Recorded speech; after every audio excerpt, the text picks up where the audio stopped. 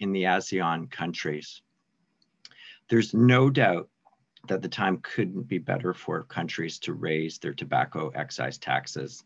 As the COVID-19 crisis continues on quite severely in many countries, we see there's already a need for investment in both better health and some new tax revenues to fund even greater improvements in human capital, which will help each of our countries and the world in the long haul. Today, we'll start with two speakers, one to introduce the scorecard and one to introduce the index, and then we'll follow by two very learned panelists who will discuss some practical issues of implementing tobacco taxation reform in countries in the Southeast Asia region. Our first speaker today will be Dr. Frank Chaloupka, who is research professor at the University of Illinois at Chicago, where he is the director of the Health Policy Center within the Institute for Health Research and Policy. He currently directs the Tobacconomics program. His research focuses on the effects of national, state, and local policies and other environmental influences on youth, young adults, and adult health behaviors, including cigarette smoking and other tobacco use, alcohol use, illicit drug use, physical activity, diet, and related outcomes. He also researches the broader economic impacts of policies, including their effects on the macroeconomy, illicit trade, and economic and health inequities. Our second speaker, who will introduce the Tobacco Tax Index, is Ms. Sophapan Ratanachena-McWhortor, who is currently a tobacco tax program manager in the Southeast Asia Tobacco Control Alliance. She holds a master's degree of development studies from the School of Politics and International Studies at the University of Leeds, a bachelor's degree in politics from Chulalongkorn University in Thailand, and a Bachelor of Laws from Sukhothai Thammasat University in Thailand. In addition, she holds certificates in global tobacco control research from Johns Hopkins University and has legal training on tobacco control and NCDs from the McCabe Center in Australia. She has extensive experience in tobacco tax for more than a decade, particularly in research and advocacy. We'll follow these two presentations with our two panelists who have very long experience in this field. Our first panelist will be Professor Dr. Prakit Vathesatogkit, who received his MD degree from Chulalongkorn University. He was trained as a pulmonary physician and serves as a faculty member at Ramati Medical School. Since 1986, Dr. Prakit has been working as a tobacco control advocate.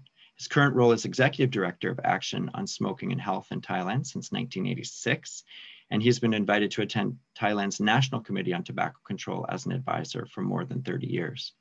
Over the past 3 decades, Dr. Prakit has played a lead role in tobacco control at both the national level in Thailand and at the international level.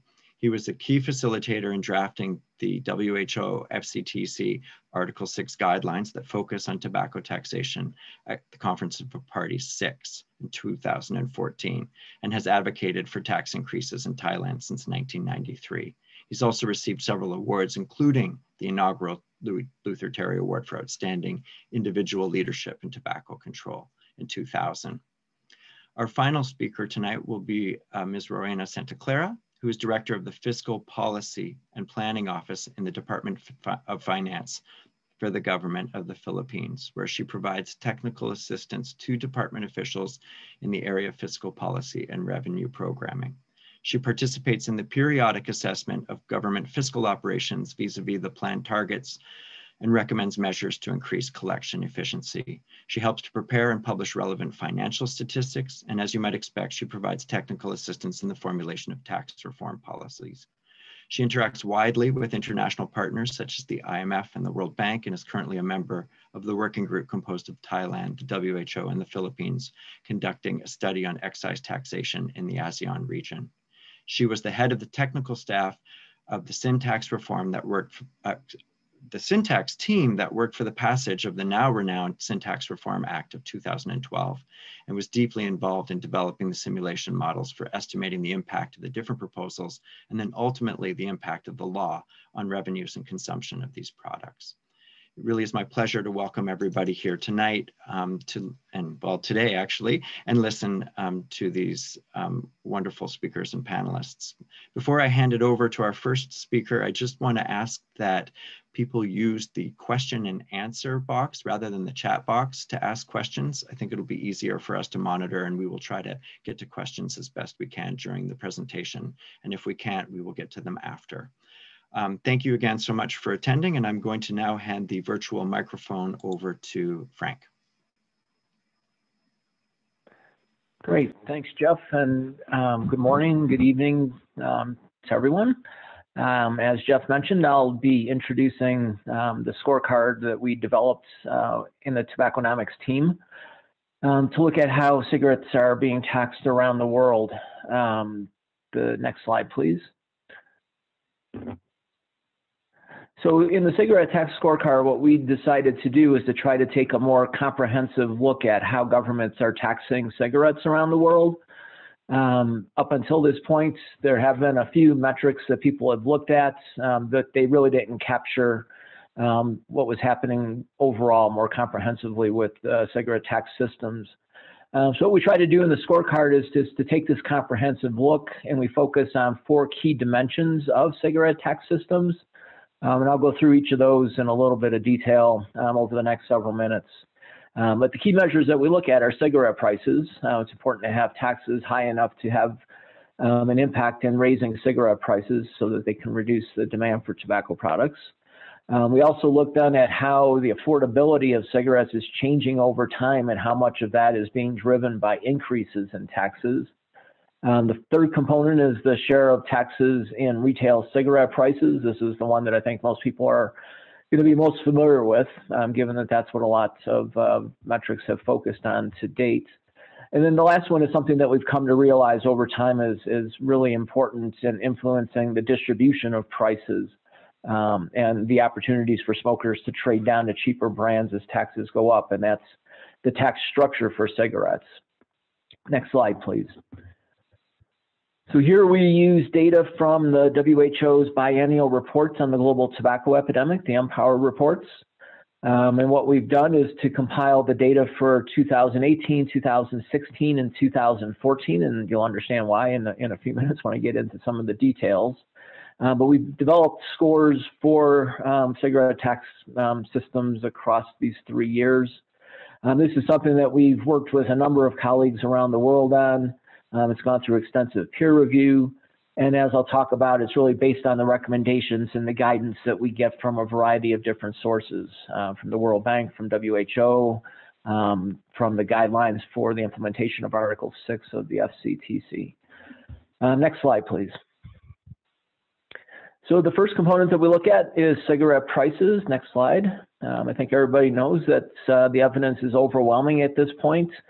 In a monograph that we put together a few years ago on the economics of tobacco and tobacco control, we reviewed the global evidence on the impact of taxes and prices on tobacco use. And one of the key conclusions that we came to in that monograph is that significantly increasing tax and price for tobacco products is the single most consistently effective tool for reducing tobacco use. So again, in the scorecard, we're going to start by focusing on cigarette prices. And next slide. And here what we do is to look at how high prices are accounting for purchasing power parity across countries. So in 2018, you can see the scores that we use there. Countries that score the highest are going to have cigarette prices that are, for the most sold brand of cigarettes, going to be 10 international dollars or higher. And then as prices go down in increments of 2 international dollars, the scoring goes down by 1 point on our 5-point scale. Next slide. If we look at the ASEAN region, we can see that it's doing relatively well. It's kind of in the middle of the pack. If you look at how it compares to other parts of the world, a bit below the global average, but a bit above some of the other regions, the African region and the Eastern Mediterranean region. And the other thing you can see is that prices generally are highly correlated with income. So the scores on our cigarette price metric are going to increase consistently with income levels. So scores for high income countries are about 3 times higher on average than what we see in low income countries. Next slide, please. If we look across the region, we can see that there are some countries that are doing relatively well on this metric. Malaysia, Singapore get the maximum 5 points given the very high cigarette prices in their countries. Indonesia, right about in the middle there, scoring 3 points. Then you can see there are a number of countries, about half the region, that could significantly improve here. Countries like Laos and Myanmar and the Philippines and Vietnam are only scoring 1 point here, given that prices are in absolute terms relatively low in these countries. Next slide. Our second metric ties into this. It's looking at then how prices are changing over time and how those changes in prices relate to income. And that's a metric that economists have come to call affordability. So what we're looking at here is whether or not cigarettes are becoming less affordable over time, whether or not it takes more of an individual's income to purchase the same amounts of cigarettes. Next slide. This is something that's really emphasized in the guidelines for the implementation of Article 6 of the WHO Framework Convention. One of the things in developing these guidelines was a recommendation that taxes should be going up fast enough to reduce the affordability of tobacco products over time. And it's really going to be those reductions in affordability that are going to be critical for reducing overall consumption and prevalence of tobacco use. So again, this is something we try to incorporate into our scorecard, and the next slide illustrates how we do that. So here what we're looking at is how the affordability of cigarettes has changed over the previous 6 years. So in our 2018 most current version of the scores, we're looking at the changes in affordability between 2012 and 2018. And there are several factors that go into this. One is that cigarette prices have to be rising faster than income, and the change has to be statistically significant, and it has to be accompanied by at least one increase in cigarette taxes, so that it's really the tax that's driving the reductions in affordability. And here we use, again, a 5-point scale based on the average annual change in affordability over time. So in countries where there's been at least a 7.5% annual average reduction in affordability, they're going to score the highest. They're going to get 5 points on this scale. And again, it's going to go down progressively as the changes in affordability get smaller and smaller. Countries can score 1 if they've seen reduced affordability over time, but haven't done that because of increases in cigarette taxes. And then countries are going to score 0 if there's either been increased affordability or no significant reductions in affordability in that country. Next slide. If we look around the world, this is where countries are doing most poorly on our scorecard. The average scores are just over 1 globally, suggesting that there's been little reduction in affordability on average. And that doesn't vary very much across different regions or across different income levels.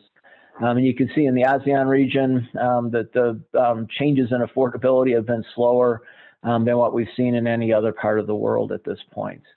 And the next slide, I think, illustrates that pretty clearly.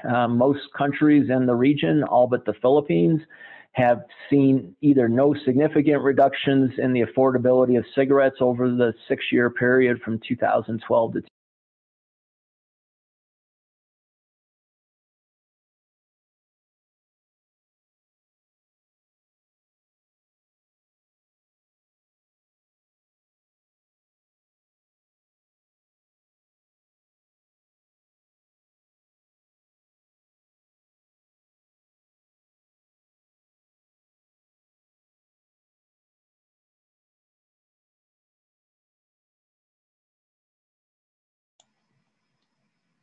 Frank, we've lost your audio.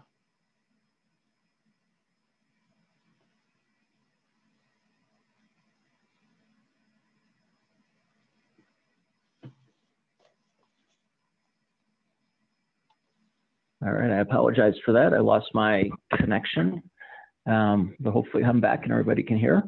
So as I was saying, perfect, apologize for that.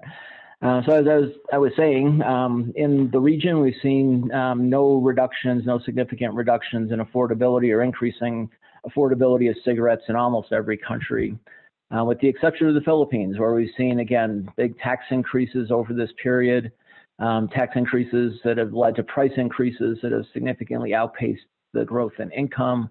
And as a result, Philippines scores the highest on this metric. Next slide.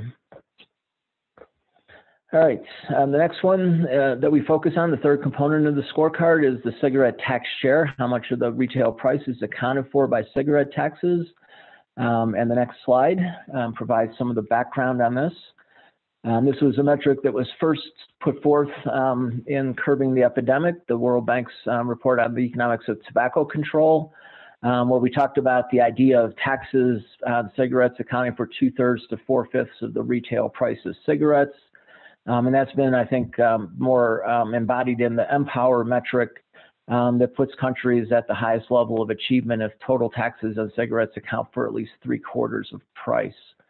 In the next slide, we emphasize the importance of excise taxes when we developed the WHO's Technical Manual on Tobacco Tax Administration many years ago. And here we talked about the importance of excise taxes accounting for at least 70% of the retail prices for tobacco products. Next slide, please. So in this metric, we're using an average of scores based on each of these two different recommendations. So the total tax share scoring 75% or higher would get the highest score. An excise tax share of 70% or higher would also get the highest score on that piece. Then you can see the scales that we use there. Progressively lower scores as taxes account for a lower share of price. And then we take the average of these two scores to come up with our tax share score. Next slide. So if we look at what's happening around the world, again, we can see the ASEAN countries are somewhere in the middle on average, generally doing pretty well compared to most countries, doing about what we see globally. But not as well as what we see in the European region, for example, which is in large part due to the European Union's tobacco tax directive, which calls for relatively high tax shares. This is another metric where we can see a clear relationship with income, with the tax share scores rising as income rises. Next slide. In the region, we can see that there are a number of countries that are doing fairly well here. Philippines, Singapore, Thailand, all scoring 4 out of 5 on this scale, indicating that they have relatively high taxes as a share of retail prices on cigarettes. Indonesia, Malaysia getting about half of what they could get here. But then other countries that are doing very poorly, Cambodia, Laos scoring 0, and Myanmar and Vietnam getting just a 0.5 point on this 5-point scale. Next slide. The last component of the scorecard is the cigarette tax structure. Next slide. As I mentioned earlier, we've come to realize that how governments tax tobacco products really has a big impact in terms of their effects on price, and in particular, the distribution of prices. And again, here we're drawing on the recommendations that come from the guidelines for the implementation of Article 6. Where it recommends that parties should consider implementing specific excise taxes or mixed excise systems with a minimum specific tax floor, as these are going to be systems that are going to have advantages over purely ad valorem systems. And in particular, they're going to reduce the gaps in prices between high-priced brands and cheaper brands in a way that reduces opportunities for smokers to switch down to cheaper products as cigarette taxes and prices are going up. If we look at the next slide, we can see our scale here. Countries that adopt what was called for in those recommendations are going to get the highest score. So these are going to be countries that have a uniform specific excise tax, and importantly, a tax that's going to be automatically adjusted over time to keep up with an inflation or with income growth, or a mixed system that puts greater emphasis on the specific tax components, that also then adjusts that specific tax component regularly, uses the retail price as the base for its ad valorem components, and has this minimum specific floor. You can see as we get to weaker tax structures, they get less and less credits on this metric, all the way down to countries that use a uniform ad valorem tax getting 2 points out of 5, and those that use some sort of tier tax system getting 1. And then the countries that have no excise tax are going to score 0 here. Next slide. If we look at the region, we can see that the ASEAN countries are somewhere in the middle of the pack relative to other regions. That's a bit behind the global average here. And again, we can see some correlation with income, with the scores on the tax structure generally rising as income rises. If we look at the next slide, within the region, we can see that there is a lot of variability across countries. The Philippines doing the best here, scoring the maximum 5 points given its uniform specific tax. It is regularly adjusted to keep up with inflation, to exceed inflation in most years. And then we can see Malaysia, Singapore, also with uniform specific taxes doing relatively well. But then at the other end of the spectrum, we see Indonesia, Laos, Myanmar, and Thailand, where they have these tiered tax structures that create greater variability in prices, and as a result have a weaker impact when it comes to reducing tobacco use. Next slide, please. All right, turning to the overall scores in the next slide, we can see that there's a lot of variability across the region, across the world. Countries that are darker on the map are going to be the ones that score better. Countries that are lighter on the map are going to be the ones that score worse at our overall tax, cigarette tax scores. And the next slide, we can see a bit more information about how that breaks down by region and by income level. And what this, I think the key takeaway from this slide is that there is considerable room for governments everywhere to improve their cigarette tax systems. Globally, the average is just over 2 on the 5-point scale. In the ASEAN countries, it's just 1.75, again, out of 5 points. And even the highest scoring region, the European region, and the highest income group, the high income countries, aren't even reaching 3 on our 5-point scale. The next slide shows that within the ASEAN region, again, if we could go to the next slide. Should drop out. If we look at what's happening across the different metrics, we can see that there are some countries that do very well. The highest scoring countries on our scorecard are Australia and New Zealand, where they score 4.625 out of the 5 possible points. And that's because they have very high uniform specific taxes that are regularly adjusted every year to keep up with inflation or with wage growth in Australia. They've been raising taxes above and beyond that every year in a way that's reduced affordability. And as a result, their tax shares are very high. Next slide, please. Just a 2-minute warning, Frank. Coming to the end, Jeff. Awesome. If we look within the ASEAN region, we can see again that there's considerable variability here as well. The Philippines, because of the sin tax reform that took place several years ago, and the uniform specific taxes, the high taxes that have been implemented as a result and that have reduced affordability, scoring the highest. At the other end, we have Cambodia and Laos just getting 0.5 point out of the 5 possible points. So again, considerable variability across the region, considerable room for improvement. Next slide, please. And if we look at what's been happening over time, you can see that there really hasn't been much improvement with the exception of the Philippines. So again, the sin tax reform, the changes that were instituted there have led to significant improvements in the tax system for cigarettes in the Philippines, but across the rest of the region, we've seen some countries slipping a little, some countries making some very, very modest gains, but for the most part, very little improvement. Next slide. All right, just a couple of limitations that I want to mention before wrapping up. Next slide, please. And this is more of a direction for where we want to go in the future. At this point, we don't have good information on the effectiveness of tax administration, something we hope to add as we go forward. Currently, we're focused just on manufactured cigarettes. Again, ideally, we would expand this to look at the taxes for other tobacco products as well. Given the data that's available from WHO, we're limiting our analysis to the most sold brand of cigarettes. And to some extent, the measures that we have are really going to depend on the industry's pricing strategies. And the thresholds that we use in developing the scores are somewhat arbitrary, but really based for the most part on the distribution of data and looking at how countries that are doing well would score on this system. The next slide, I think, is the conclusions. And finally, the next slide. please. So again, the key points that I would take away from this, considerable room for improvements in cigarette taxation across the region. Relatively few countries that are scoring at least half of the 5 possible points here, and most countries scoring considerably less than that. And one of the key things that I think really stood out to me was the fact that cigarettes are not becoming less affordable across the region. Only the Philippines saw those significant reductions in affordability. And in many countries, we're actually seeing cigarettes becoming more and more affordable over time, which is not going to lead to reductions in tobacco use. And on the other end, tax structures appear to be the best feature across the region. But again, there are several countries that are using tiered tax structures that could be improved as well. So the next slide, I think, is the last one.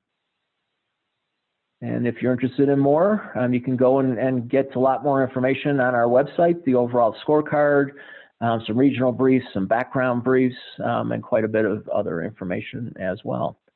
So thank you, and I'll turn it back to Jeff. Thanks very much, Frank. That was a really informative presentation. A lot to absorb there. I will make sure that I put in the chat box for everyone the link to the scorecard as well. Our next speaker, Sophapan, please. Thank you, Jeff, and hello, everyone. So before I start my presentation, I would like to say thank you to UIC for inviting SEATCA to be part of this webinar, and also to release our SEATCA Tobacco Tax Index 2021. So all of the participants today, you will be the first group to see this publication before others. And also, I would like to thank all of their partners in the region, all of the 10 ASEAN countries that contribute to the development of their SEATCA tax. Next, please.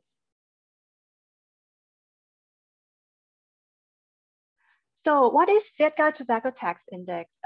We published this publication first in 2015, and it is the first civil society report that assesses the implementation of the tobacco tax policy in 10 ASEAN countries. And the assessment is based on the WHO FCTC Article 6 guidelines that were adopted at the Conference of Parties to the FCTC in 2014. So we just released the report today. So if you can access to the report on SEATCA website. And I think Jeff already sent you the link on the chat box. Next, please. So how do we develop this report? We developed the questionnaires that is based on the Article 6 guidelines. The questionnaires are divided into tax policy and tax administration questionnaires. So our report is divided into a policy section and also the tax administration section. We send this questionnaire to 10 ASEAN countries, both government and non-government partners. And then we analyze the response and develop the regional and country reports. Next. So this is the 6 guiding principles of the Article 6 guidelines that we use to develop our questionnaires. So you can see more information in the full report. Next, please. So what are the key highlights from this report? I think this highlights will echo what Professor Frank just presented. So we found that more countries in ASEAN pay attention to taxing tobacco products to reduce affordability. However, there's still lack of political will and resource to make it happen, especially during the pandemic in the past year. And we found that no ASEAN countries taxes all tobacco products in a comparable manner or tax all tobacco products at the same rate. Even though in the previous version of our report in 2017, Philippines is able to tax all of the products at the same rate, but because of the introduction of the new and emerging products like e-cigarettes, the country also introduced a new tax rate for the e-cigarettes. In terms of long-term tax roadmap or tax policy, a few countries are trying to develop the tax roadmap for the long-term tax increase. However, there are still a lot of countries in ASEAN region that they are doing a short-term policy or no policy at all, and it depends on the situation that they will increase tax rates. And lastly, we found the slow progress in strengthening the tobacco tax administration in the region. Next, please. So from this slide onwards, I will present the key highlights that I select from the full report, and you can read more about this in the report. And the highlights that I select and taken it out from the report is divided into tax policy and tax administration. And most of the findings that we found in this report is very similar to cigarette tax scorecards from the UIC. So I think this will confirm an echo of what ASEAN regions is facing right now. So in terms of the tax and price, we found that cigarettes become more affordable in ASEAN countries. Next, please. I think Professor Frank's already presented this information. We found that only in Singapore, Brunei, and Malaysia that have high cigarette price, but the rest of the countries still have a very low cigarette price, like in Cambodia, Laos, PDR, or in Vietnam. Next. And in terms of the affordability, we measure it by doing the relative income price of cigarettes from 2000 to 2019. So what is RIP?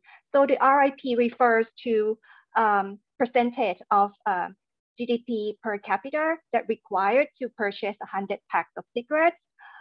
We monitor it over the time, and we found that the trend is decreasing. So the lower the RIP, the more affordable cigarettes are. Even in the Philippines, we found a sharp increase of the RIP after the sin tax reform in 2012.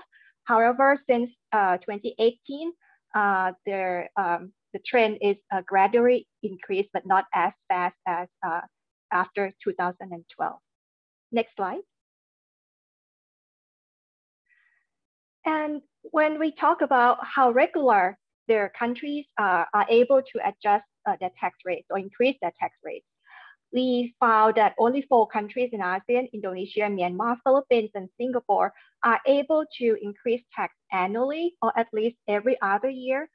However, only Philippines and Singapore take into account the affordability to reduce tobacco consumption in the tax increase policy. Next, please.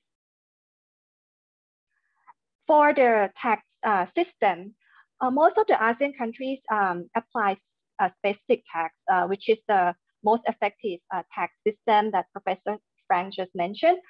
And there are still 2 countries, Cambodia and Vietnam, still doing purely ad valorem tax system, and Laos and Thailand is applying mixed system. Next slide. And even though Indonesia and Myanmar, they apply specific tax system, their system is a multi-tier system, which is they have different tax rates for different types of products or brands of cigarettes. So it is extremely complicated to administer, and also it's less efficient to reduce consumption, while the Cambodia and Vietnam that applying purely ad valorem system, it has a very high risk of product undervaluation and also the tax debt manipulation by the tobacco industry. Next, please.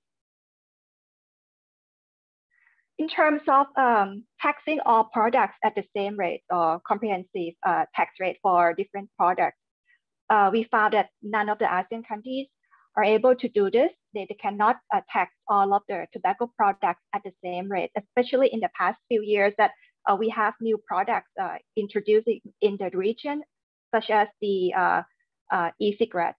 So there's more room to improve on this policy. Next slide. According to Article 6 guidelines, they also recommend the tax administration system as well. And one of the advice is that all of the parties or all of the countries should have the authorization or licensing of tobacco business supply chain. And we found that all of the ASEAN countries have licensing control of the manufacturer, importer, and exporter of the tobacco products. However, only Thailand and Vietnam are able to have a comprehensive control from tobacco grower to retailers, so that these countries are able to monitor tobacco industry activities and business. Next, please.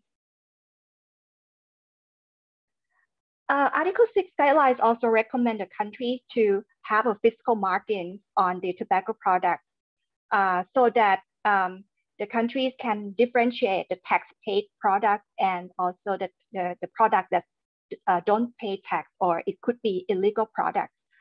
And all of the ASEAN countries except Brunei implement these measures. For Singapore, they don't have tax stamp, but they do have fiscal markings on individual sticks of cigarettes. And for the Philippines, they are the only country in ASEAN that have high security features on their tax stamp. However, none of the ASEAN countries take into account the tracking and tracing system in the tax stamp and fiscal markings. So it is very risky to control the illicit trade of the tobacco products. Next slide. Article 6 guidelines recommend the parties to dedicate some of the tobacco tax revenue to finance tobacco control.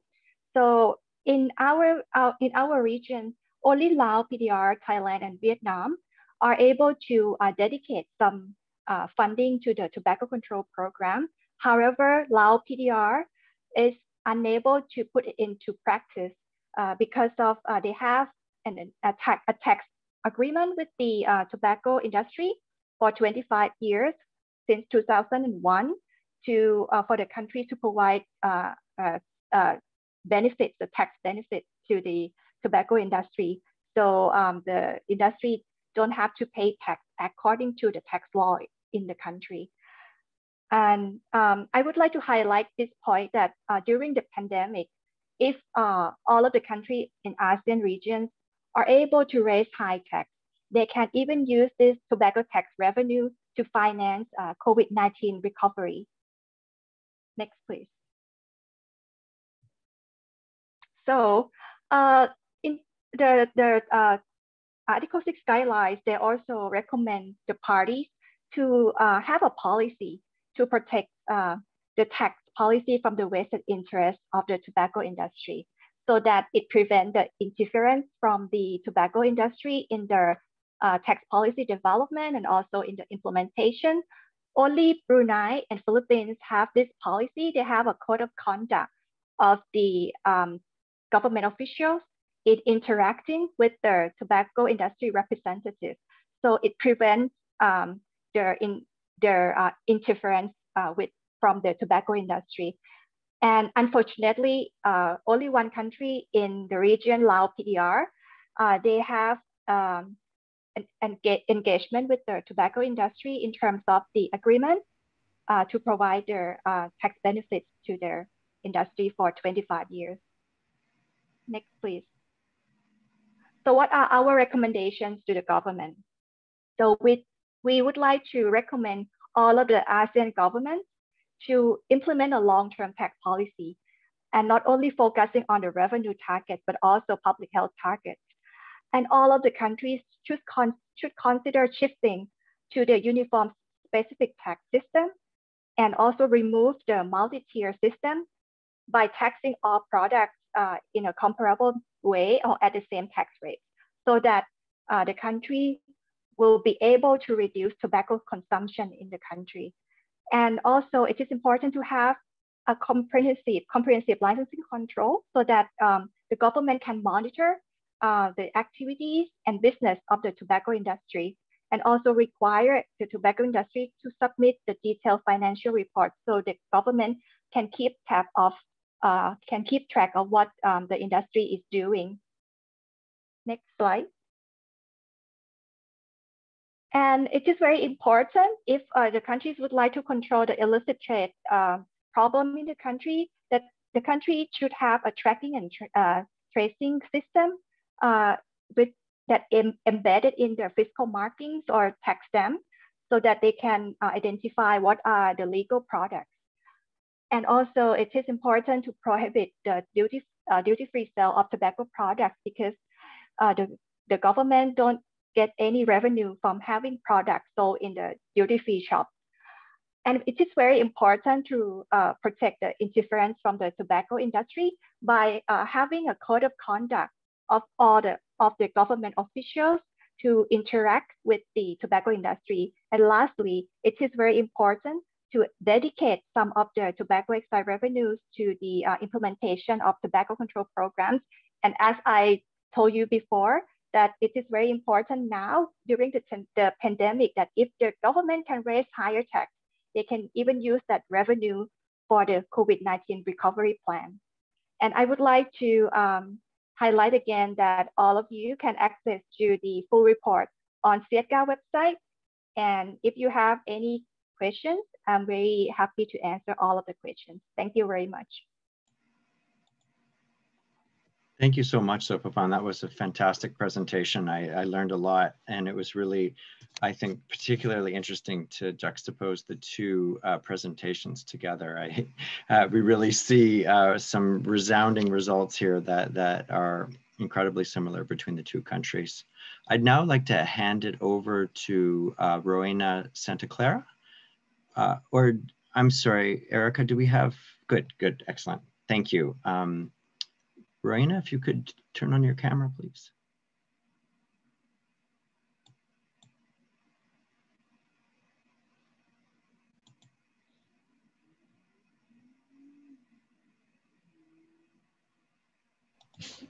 Good morning, good afternoon, good evening to all. Next slide, please.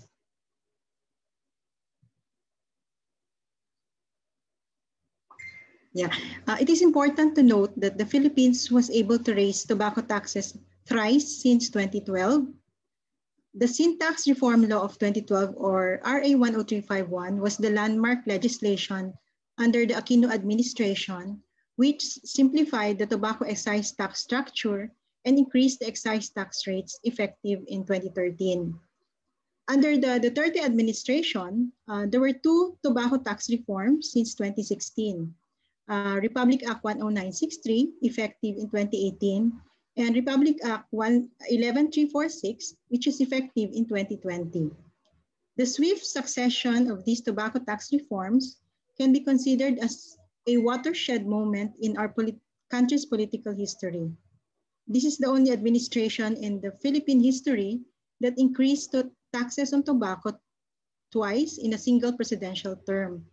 Also, we are now among the first countries in Asia to tax electronic cigarettes and to provide tax distinction between salt, nicotine, and free-base vapor products. Next slide, please. Next slide, please. Yeah, the first set of increase was effective 2013 under Republic Act 10351. There was a gradual increase from a differentiated rate to a unitary rate. The second increase was imposed as part of the tax reform for acceleration and inclusion, or popularly known as TRAIN Package 1 in 2018. It increased the unitary tax rate by about 8%. On June 4, 2019, the Senate of the Philippines approved with a 21-0 unanimous affirmative votes the proposal to increase tobacco excise tax rates to 45 from 35 pesos. One slide back, please.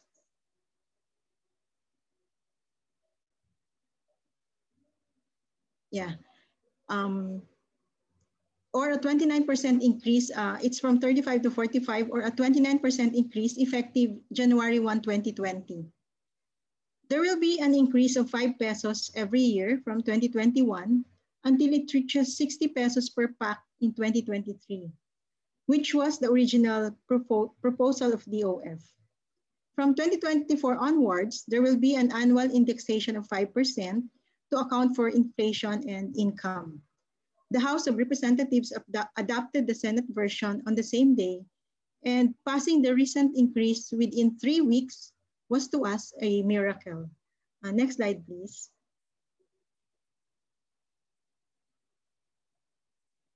These 3 tobacco tax reforms significantly increased government coffers. The share of tobacco excise tax collections to GDP increased from 0.3% prior to reform, 0.6% in 2013, or it almost doubled in 2013, 0.7% in 2018, and then 0.8% in 2020. Next slide, please. With the additional excise tax revenues from tobacco products, we were able to increase the allocation for health. Excise taxes on tobacco are earmarked mainly to fund the universal healthcare program of the government. This magnifies the beneficial effects of the reform on the larger segment of our society. In 2022, 50% of the total tobacco excise tax collections in 2020, or 2 years back, or about 74.7 billion pesos will be allocated for health, of which 80% or 59.8 billion pesos will be for PhilHealth or our insurance for Filipinos, while 20% will be allocated for medical assistance and health facilities enhancement program. These estimated allocations for health in 2022 are consistent with the earmarking provisions of Republic Act 11346, which is effective last year. Next slide, please. How did we achieve this? First, a strong political will was a key in the passage of these 3 tobacco tax reforms. The President certifying the reform as urgent provided signal to the legislative that the bill needed to be passed at a shorter time period. The support of the leadership of both houses of Congress likewise prompted the movement of the reform in their respective chambers. Second, we also did our research and gathered all relevant data, both from local and international, like the World Health Organization, World Bank, IMF, and academe for best practice examples, evidences, data, and strategies in order to come up with a proposal that was logically, legally, and morally sound. We presented legislators with facts, evidence-based research, and analytical support. Based on experience, every congressional hearing was like a battle of evidences, numbers, and facts. Third, we also had to hear out the concerns and issues of other stakeholders like the tobacco industry, tobacco farmers, workers, and others. The reform addressed these legitimate concerns by providing safety nets for the tobacco farmers and workers. But amidst these concerns, we remained committed with our reform objectives. It helped that there was a broad-based political support for the universal health care. Indeed, it was important to frame the reform as health measure more than a revenue measure. Fourth, choosing the right battles, being firm, and making sure that we fight our non-negotiable reforms given the political realities was likewise important. During the first sin tax reform, the main goal was really to fix the long-standing flaws and weaknesses of the tobacco tax system. We removed the price classification of race, reduced the number of tiers from 4 to 2, then to a unitary, and made the tax system buoyant by indexing the tax rates to inflation. During the second reform, the objective was to really increase the tax rate and maintain the unitary tax system. During the third reform last year, the objective was really to help finance the universal healthcare law by imposing higher tax rates on tobacco and at the same time to reduce the smoking prevalence, which has already plateaued in 2018. Fifth, constructive engagement with civil society organizations and the medical community proved to be another key strategy for us as they help us strengthen public support for the tobacco reform. We were fortunate that for these tobacco tax reforms, we were supported by this broad coalition of strategic partners. They were able to build an enduring public consensus around tobacco taxes as an effective health measure. And in 2019, as many as 70% of the population said they will support candidates who push for higher sin taxes. It is also important to have a whole of government approach, so we team up with health and engage also with other ministries such as trade, agriculture, as well as the budget and management, especially during reform implementation. Sixth, the battle did not end in the passage of the reform. A close monitoring during the reform implementation was also needed to better understand the impact. A continued vigilance was necessary to ensure effective implementation of reforms. We also improved our tax administration and implemented a stricter enforcement, particularly on smuggling and illicit trade. Not only the impact on revenues that should be monitored, but also the impact on the farmers, the health sector, and the industry. Thus, the Interagency on Sin Tax Monitoring was created to constructively engage other ministries such as health, trade, agriculture, as well as budget and management. Next slide, please. Next slide, please. To summarize, the following were our key success factors in the last 3 tobacco tax reforms. First, focus on health. Frame the reform as health measure more than a revenue measure. Also, pushing the reform alongside the Department of Health provided a strong message that the reform was primarily a health measure. Reforming tobacco taxation would ensure financial sustainability to fully implement the Universal Healthcare Law and other health expenditure programs. Since these tobacco reforms went through legislative process, strong political support from the President and the leadership of both houses of Congress proved to be an important key for the swift passage of the reform. Next slide, please.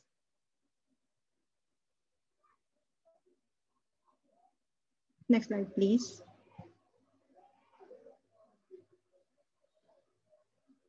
Next slide, please. Sorry. Number 4, the support of both houses is also a key factor in the passage of the tobacco tax laws.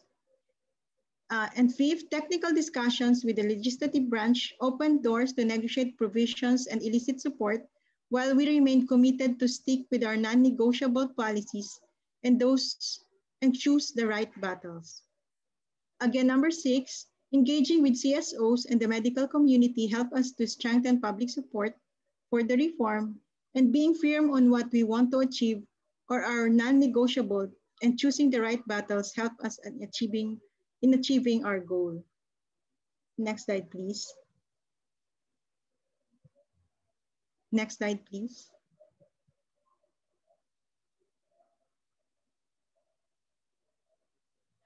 Lastly, we also learned that the increase in tobacco taxes should be significant and high enough to attain the desired reduction in consumption, as demand for tobacco products proved to be inelastic because they are highly addictive.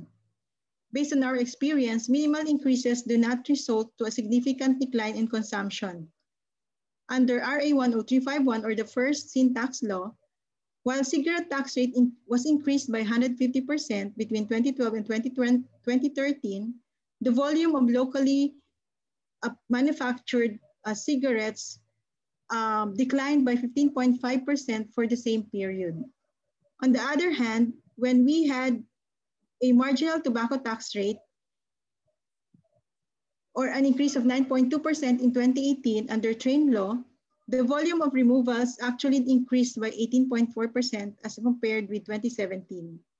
With our recent reform under RA 11346, which was implemented last year, when we increased the unitary tax rates of cigarettes by 28.6%, the volume of removals declined by 41.4% year on year.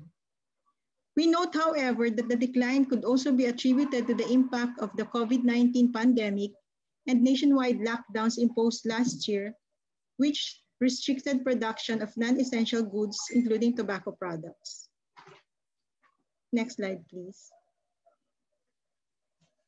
We are currently implementing the tobacco tax reforms under RA 11346. From 2021 to 2023, there will be an annual increase of 5 pesos per pack, until it reaches 60 pesos. Since it was just implemented in 2020 with the COVID-19 also affecting the whole dynamics, we have yet to study the impact of just the reform on revenues, prices, and consumer demand. We recognize that we need to further improve tobacco tax policy and tax administration by continuously observing the benchmarks and best practices around the world and to achieve reform objectives and to magnify the supposed beneficial effects on the larger segment of our society. That would be all. Thank you very much. Thank you so much, Rowena. That was a really wonderful narrative and so wonderful to see the nuts and bolts of a really fantastic success story. I'm now going to, last but not least, hand it over to Professor Dr. Prakit. Yes, thank you, Jeff, and everyone. First of all, I'd like to thank the UIC and SEATCA for asking me to join this presentation. Next slide, please. Just a little bit background. Prior to October 2017, the cigarette tax is only ad valorem single rate, 80% of the ex-factory or CI price, which has been used for the last almost 30 years, started from 55%, and then gradually increased the percentage of the ad valorem tax on average every 2 to 3 years until it reached the ceiling 90%. So then came October 2017 that the tax structure has been changed. The ad valorem tax subjected based on subjected retail price, they make it 2 tiers, and plus basic tax, which is introduced for the first time. So for the 2-tier ad valorem tax, below 60 baht, collect 20% of the subjected retail price, plus 1.2 baht per stick. So the total is equivalent to the specific tax is 24 baht per pack, which is equivalent to 0.75 per pack USD. Now, if the retail subjected retail price were above 60 Thai baht, then they have to pay 40% the subjected retail price for the ad valorem and plus the specific tax, which is the same. Now, we have to understand that the formulation of this tax policy is solely by the excise department within the Ministry of Finance, and is kept as a secret, and then go to the cabinet, and then most of us will know the next day or that evening that the tax has been increased by the approval of the cabinet. So the Ministry of Health and the tobacco control community and the economic expert have no role in the formation of the tobacco tax, which is a problematic system of work in Thailand and considering tobacco tax. Next slide, please. Next slide, please. So what happened after they changed the tax system structure is that they import that medium price cigarette, which is the most popular brand of cigarette, which is before that it was selling at 72, 76 baht per pack, which is equivalent to about 2.3 to 2.4 US dollar per pack. They decreased the price to 60 Thai baht, which is less than $2 per pack, to avoid paying the 40% ad valorem tax at the retail, subjected retail price. Why the domestic low price cigarette, which previously sold 40 to 50 baht, a little bit more than $1 US, they moved the price to 60 baht which is about $2. So it becomes a price war at the lower level of the cigarette price. And now, when this happened, I have consulted Jeremy Paul at the Geneva. That the problem is that the tax law did not include a provision to prevent industry from selling their product lower than previous price point, which is Paul said that in the Philippine law or Indonesian law they can do that, but in the Thai law we really don't know. I have to admit that we have not pursued that whether this is a problem and that should be avoided when they change the structure of the tax. That they cannot lower the price that they previously sold in the market. Next slide. Next slide, please.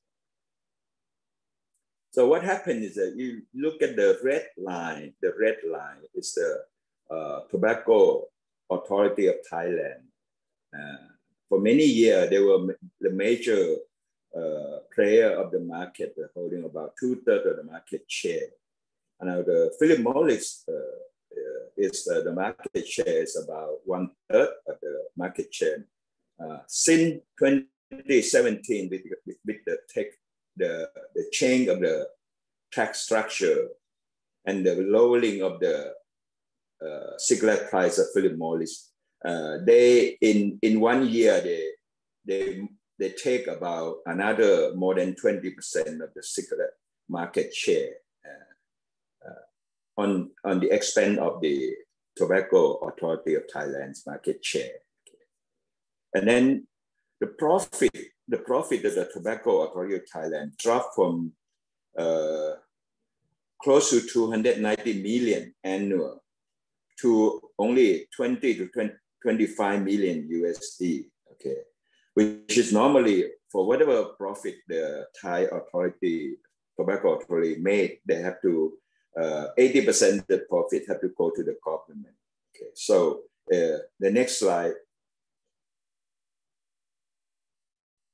So this is to show you the market share of Philip Morris increased from 28.9% in 2017 to 49.9% in 2019.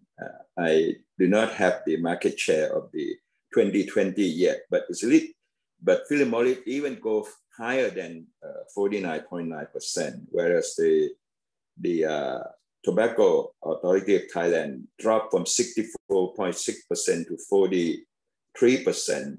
Now, interestingly, JTI, they stay on the higher level, higher price category and do not import or introduce any cheap brand at the lower tier.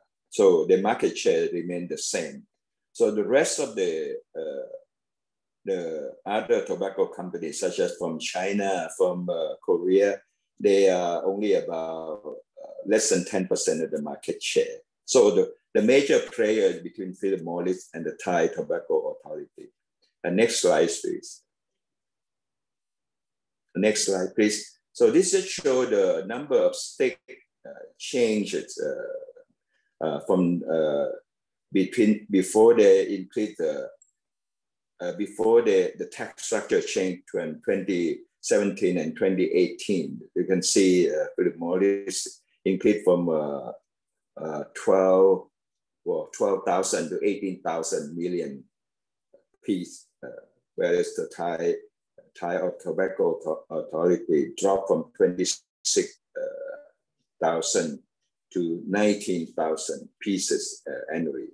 Overall, the consumption seemed to drop, but the preference has not changed significantly. So it could be that a lot of people switch to hand-rolled cigarette, which is a major problem in Thailand, where we have close to 50% the smokers smoking hand-rolled cigarette, which is much cheaper than the manufactured cigarette.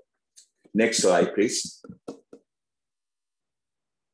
So this is very interesting. The blue line is the excise tax revenue. And then you can see it started 2017. For the 2018, it dropped just a little bit. Probably the industry the market dynamic take time to change. And gradually from 2019 and 2020, the revenue dropped from 68 billion down to 62. And then the red line is that Thailand has passed several laws to dedicated tax percentage that add on from the excise tax. For example, Thai Health Promotion Foundation, 2% more cigarette tax, tobacco tax add on it. And then there are several other, for example, the sport fund tax, the senior citizen fund tax, the local government tax added on the excise tax revenue. So in all, it's about 17% of the added tax on over the excise tax. So when the excise tax revenue dropped, the total revenue that including the dedicated tax also dropped after the change in the tax structure in 2017. Next slide. Next slide, please. So what happened is that the Thai tobacco farmer, they were contract farming with the Thai Tobacco Authority. So when the market share of the Thai Tobacco Authority dropped, the leaf quota also decreased. So they make a lot of protests, make a lot of voice that for compensation for the quota cut. Okay, and they also opposed the move to a single tier tax according to the initial law that to be changed in October 2019. Next slide, please. Next slide, please.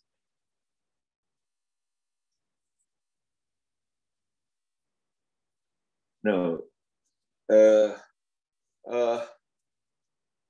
How does Thailand address the tobacco tax system? Actually, in the health in the health community, we are what should I say? We are helpless. You know, we cannot do anything because, as I said, the tax policy is only formed by the Ministry of Finance.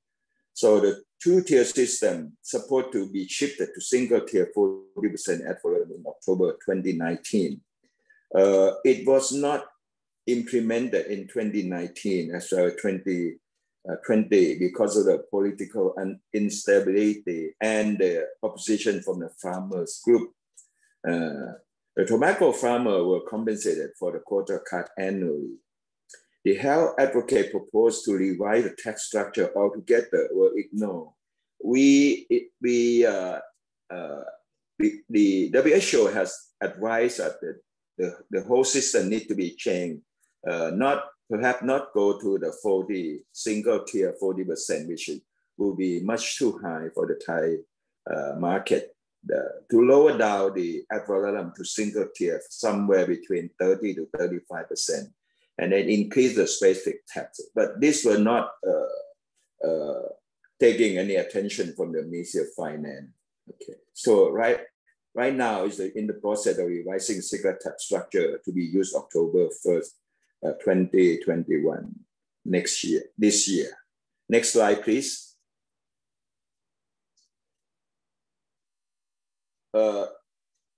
We advocate for the remove of the two-tier system and shift to an appropriate single ad valorem rate, as I mentioned about. Increase the specific tax rate every 2 years, dedicated tax. A dedicated percent of taxes to be determined to assist farmer groups change the crop. Now, I had experience to go and advocate for the SEATCA in Philippines on several occasions in 2012. And I think they're very wise that they slapped, I think, 15% of the incremental tobacco tax to the farmer in the tobacco producing agent. Yeah, that is one of the point that they can pass the law, in addition to the dedicating the tax for the USC in field health.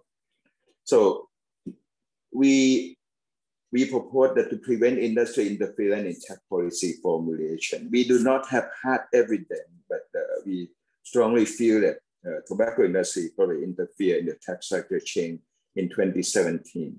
And then we propose to include representative from the Ministry of Health in tax policy development.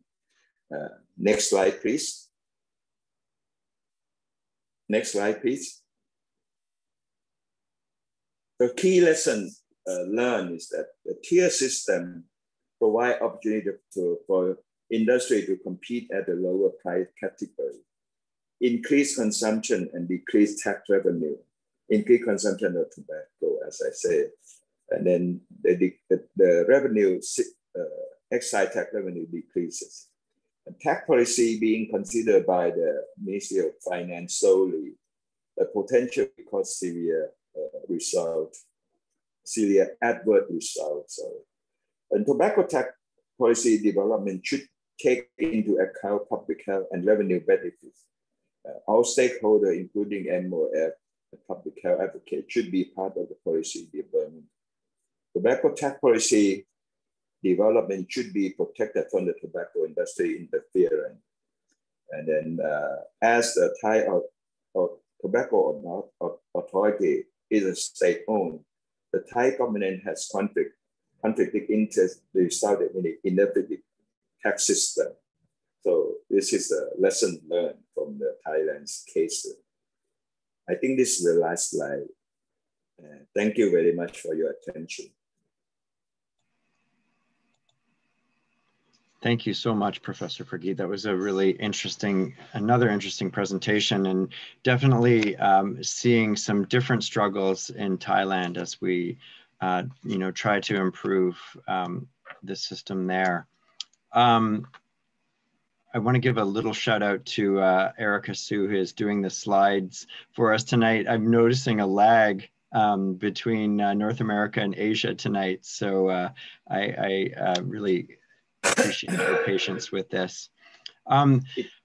This is open for questions and answers, but I'm going to use my ex officio right here to pose a few, maybe starter questions for everybody. The Philippines is this, this amazing success story, and Rowena, from your presentation, I think we got to see a lot of the reasons why, the elements that you have identified as really important for successful tobacco tax reform. And Professor Prakit, you actually touched on several of them as well.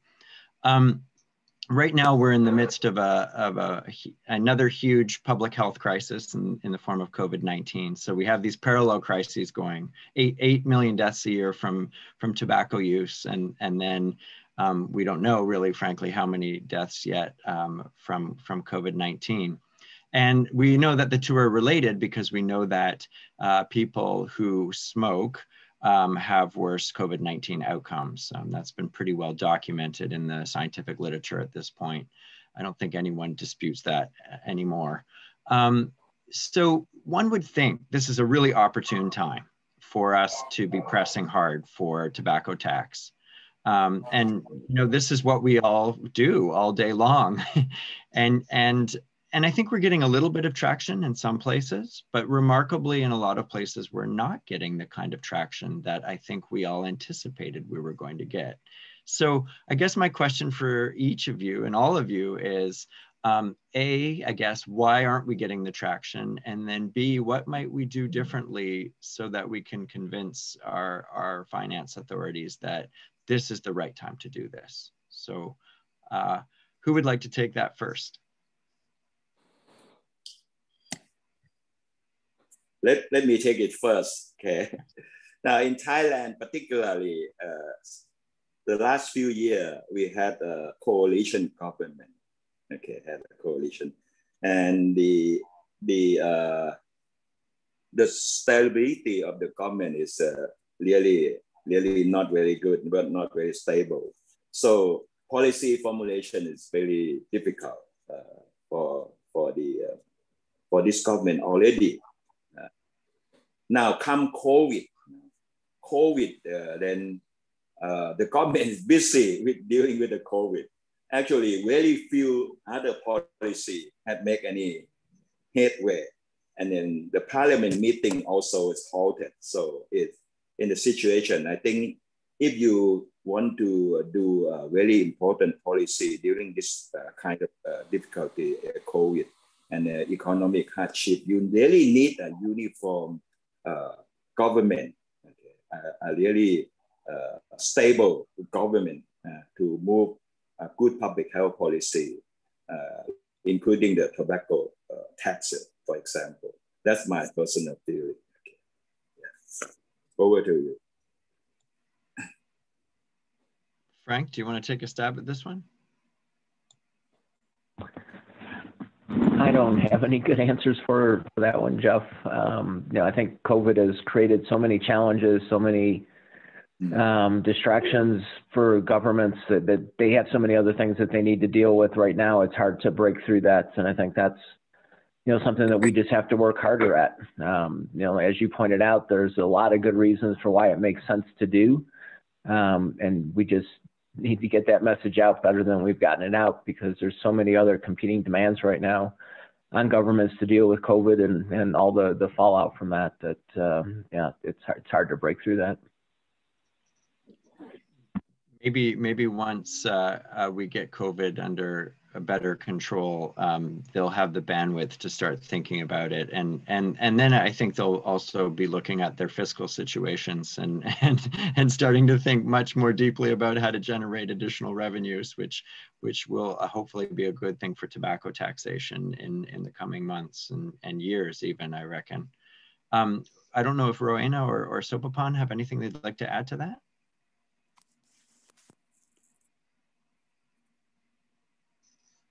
Yes, Jeff, this is Sophapan. So I would like to add that we can't deny that this is the time for the government to focus on, COVID response, and maybe they're reluctant to increase taxes. But I think advocacy is very important over the time. For example, in Thailand, we have done a lot of advocacy of dedicated tax revenue for the Thai Health Promotion Foundation.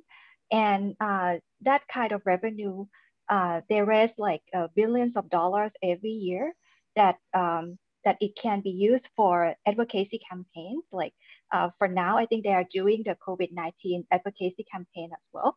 So I think a lot of best practices and learning should advocate throughout the time, so that the government sees that this is a very important time that, to use this tax revenue to help address not only tobacco control, but also COVID-19 assistance and advocacy.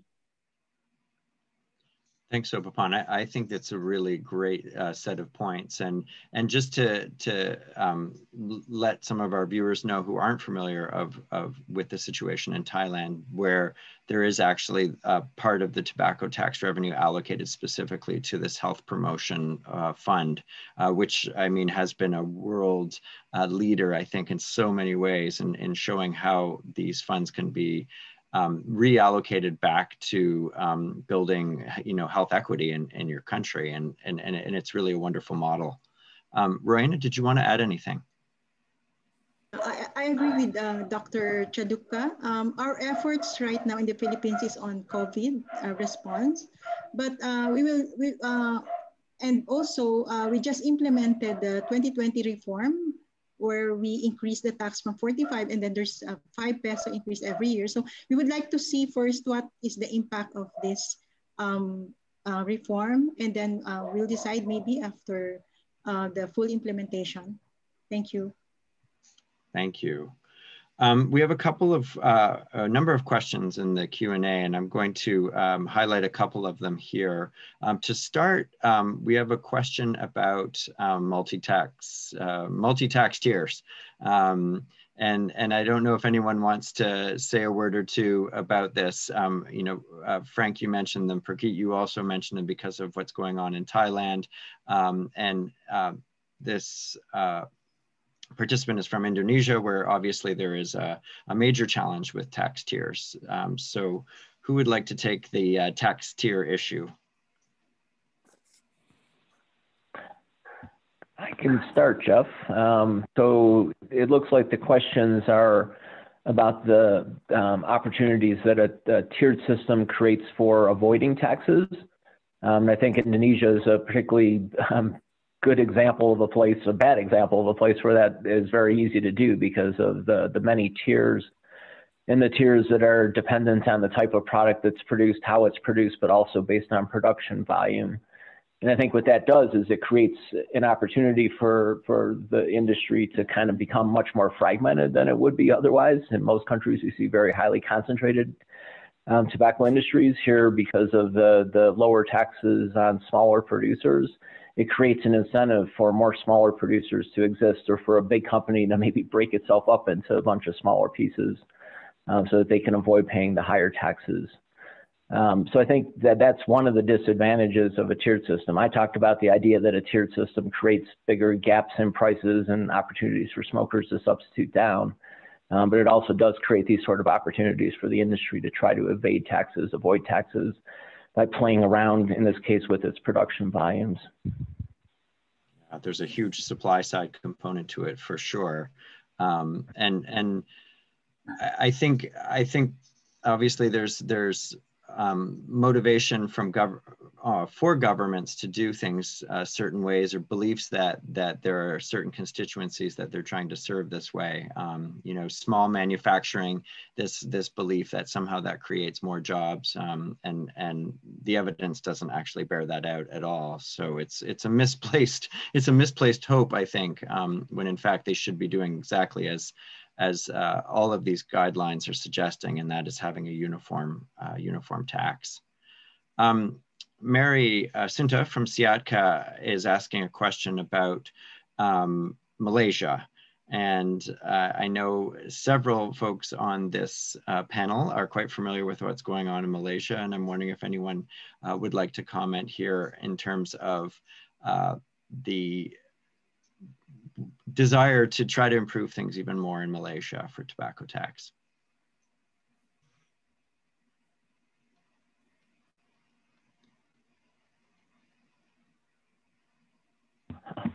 Maybe I'll start again, and maybe Sophapan could jump in.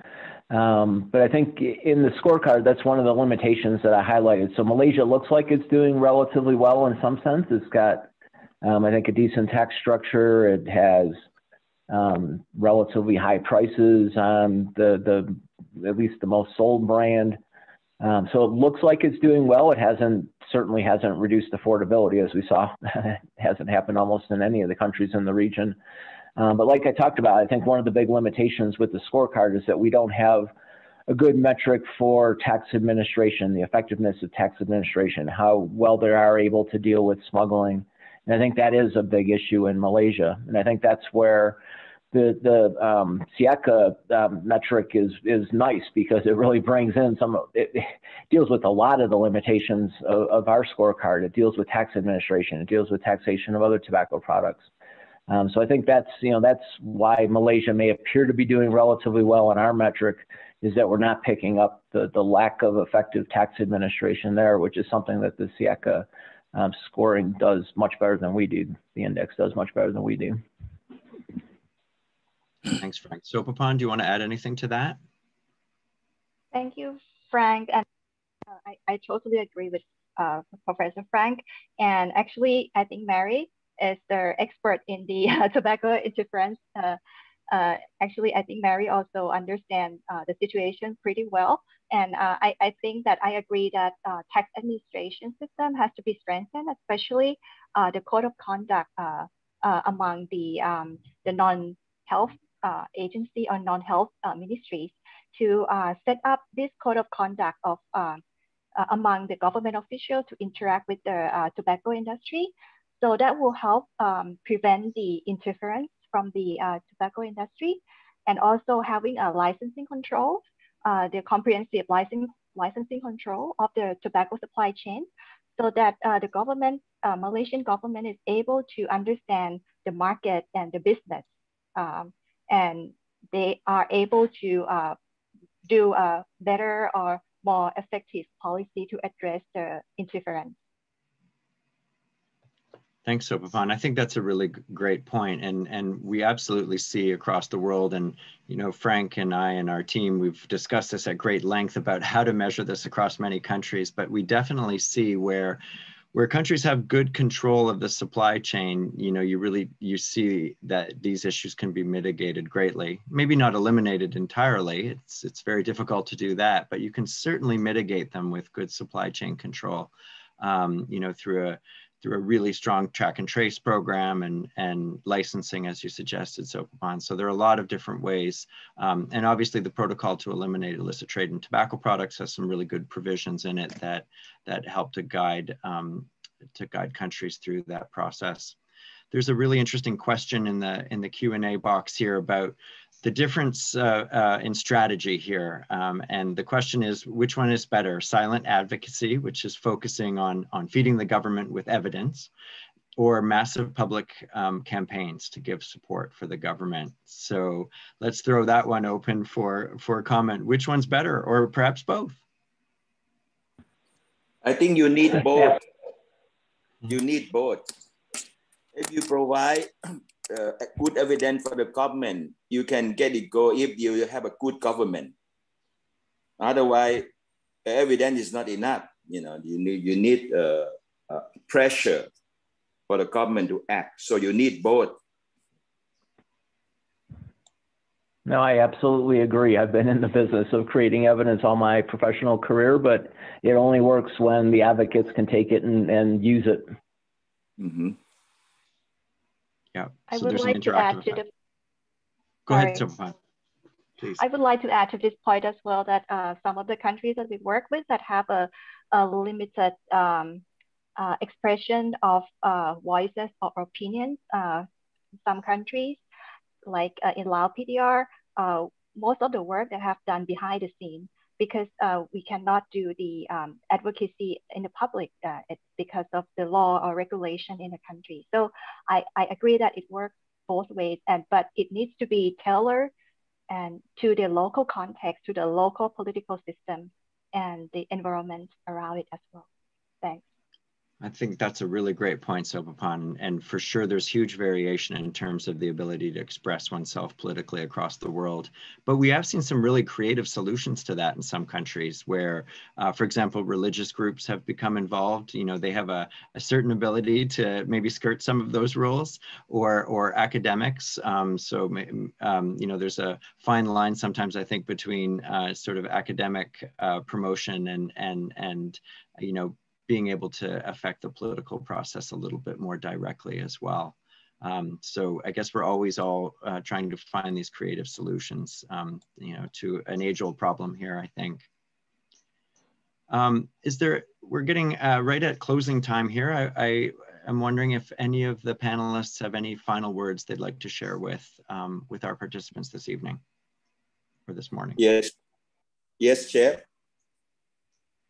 Chair. Please go ahead, Prakit. I tell you from the outset that I'm a doctor, I'm not an economist, but you may wonder why I want to be a key facilitator in Article 6. I specifically went there for intention to include a recommendation in the guideline to use tobacco tax for tobacco control and or health promotion. And that was hard work, very, very hard work, because opposed by the EU bloc. Okay, and finally we get the whole conference of party to have a vote and adopt it. That countries should use excise tax from tobacco or tax from tobacco to support tobacco control and other health promotion initiative. Now, I have to say that because I want that clause to be in to protect Thai health, from being sabotaged by the tobacco industry, which is constantly occurring. And what I'm not seeing is that other countries take that advantage of the recommendation in the guideline number 5 in the Article 6 that should set up a mechanism to dedicate that tobacco tax for tobacco control or health promotion. So I again strongly believe that since it was there in the guideline, Article 6 guideline, people should go and look at the opportunity to set up mechanism in your own country to fund tobacco control. Okay. So that's a point I would like to make. Thank you, Professor Prakit. It's a very good point, and I think if you can do it in your country, there's a lot of good reason to do so. Anything else, Sophapan or Rowena or Frank? Just thanks to everybody for participating. I think it's been a good webinar, and hope this information is useful to you. And you see the websites of both organizations. So of course, please feel free to reach out to either one. And I thank our panelists this evening and speakers. It was really an invigorating set of presentations. I'm very grateful for it. And thank you to all of you for participating. Good night and good day. Bye. Thank you very much. Thank you. Bye.